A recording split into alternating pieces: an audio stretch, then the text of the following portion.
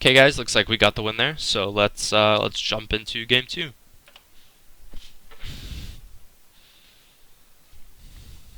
And as you can see, we didn't even. I mean, our draw was pretty good, but we didn't have implosions or really any insane juggles or anything. This deck is just very strong against Mech Mage. So if you're seeing a lot of Mech Mage on ladder, just like I'm sure a lot of people are, this deck is a very strong choice, and it's very affordable as well. You need to have Nax, but other than that, it doesn't play any epics or anything. So not a lot of dust cost there.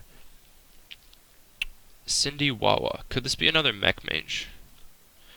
We're gonna.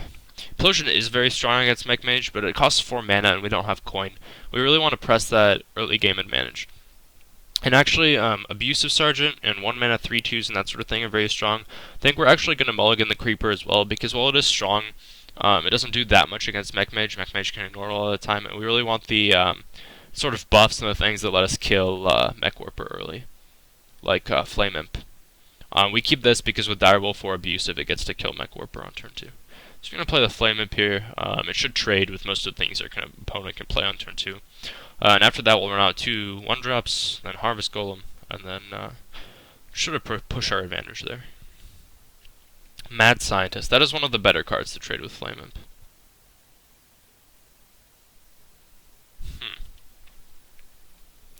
So the question here is, I think we still play both of these. Do we trade or do we attack? And also, do we attack first, then give him one of these, or do we avoid doing that? Because our opponent is most definitely going to get Mirror Entity off the Scientist. When he does so, it's probably better to give him a 1 mana 2/1, even though that's disadvantageous to us.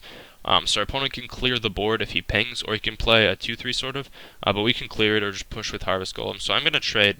I'm going to give him a Leper Gnome, because I'd rather he have 2 extra damage than a spare part. And then I'm going to play Clockwork Gnome and pass.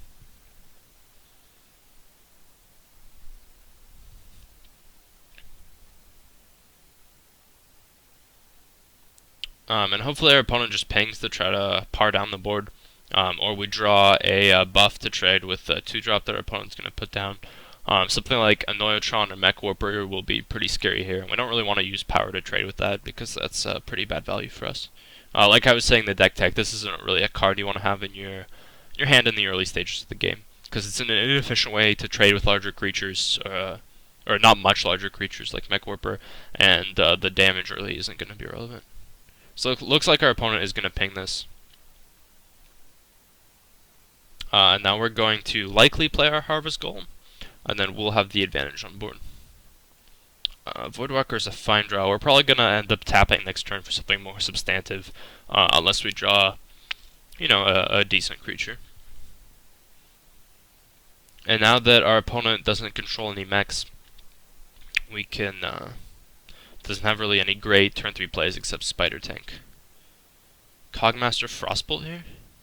Interesting. So our opponent is trading down very heavily, which is interesting to me, because Mech Mage usually wants to keep its mechs and creatures on the board. I think we hit this, we tap and then probably play Nerubian Egg.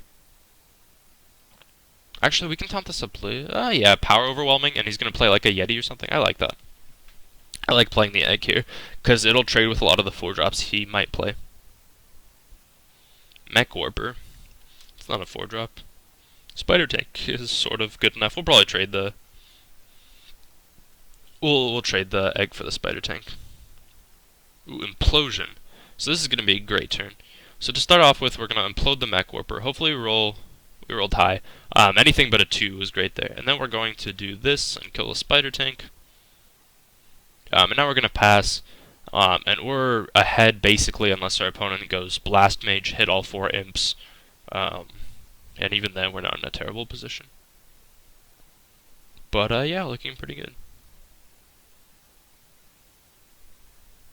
Azure Drake is not going to do much for my opponent. Opponent choosing to hit my face here, maybe thinking he's going to burn me out. We are going to tap here.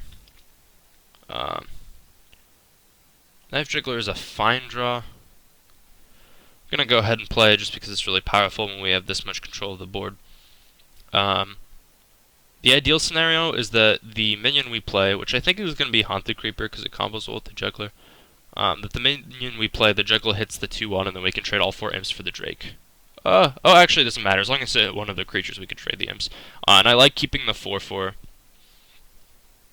because the imps can be steadily pinged off in time, whereas this, he would have to use a fireball or something along those lines. Had a little bit of trouble clicking on this. Maybe it's time to get a better mouse. Another Tron is fine, especially when we can start pinging it down with Juggler. Opponent's on the 2-turn plan to kill the Juggler. And we can basically... Ooh.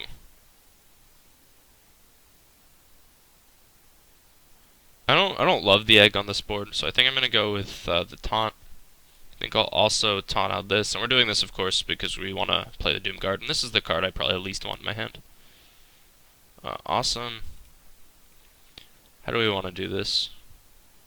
Juggler's gonna die for free anyway, but I do want to make him ping it, and I also want to get the damage in. So let's kill this with Juggles, hopefully. Take advantage of that while we have the chance with the Juggler being alive. Let's hit him in the face for 8. And once again, Mage doesn't have really any good balancing mechanisms to come back from a game like this, so really not much my opponent can do.